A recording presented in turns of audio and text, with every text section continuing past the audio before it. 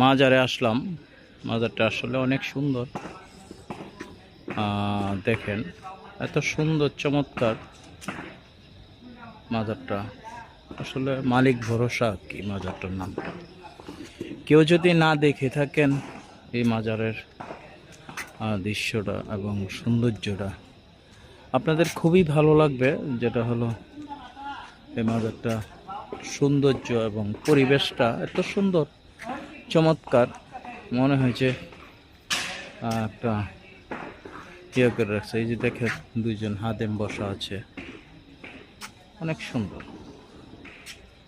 যেটা হলো মনের কল্পনাবিহীন। এই যে মালিক ভরসা নামটা আপনাদেরকে দেখাই। এই যে মাল নামটা একটু কষ্ট করে দেখাইলাম।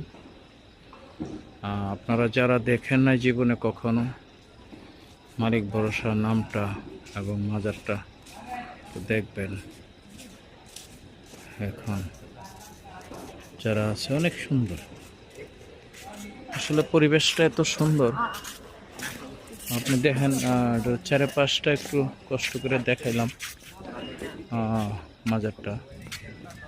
আপনার সৌন্দর্য একটা এত বড় চমৎকার একটা জিনিস।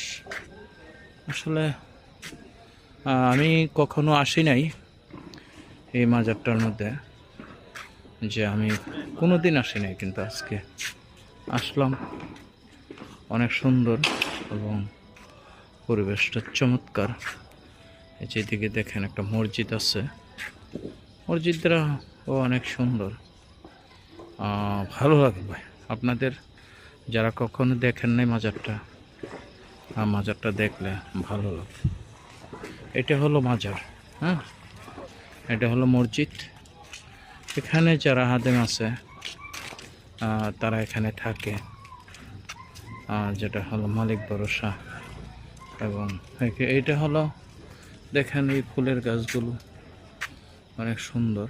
যেটা আসলে রাতের আধারে এত সুন্দর চমৎকার ফুল গাছ দেখা যায়।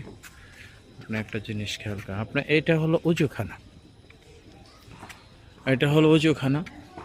চারপাশে দিয়ে উজু করার জায়গা আছে, মহিলাদের স্থান আছে। আবার এইদিকে মহিলারা থাকে, যারা ওনার ভক্তবৃন্দ তারা ওইদিকে থাকে এবং এখানে উজু করে।